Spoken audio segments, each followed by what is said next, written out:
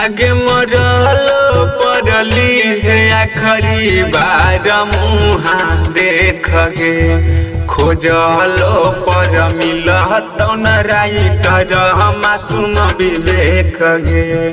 खोजलो पर मिलत न राइटर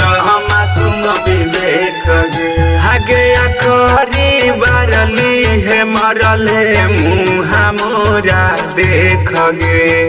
खोजलो पर मिलत न राइटर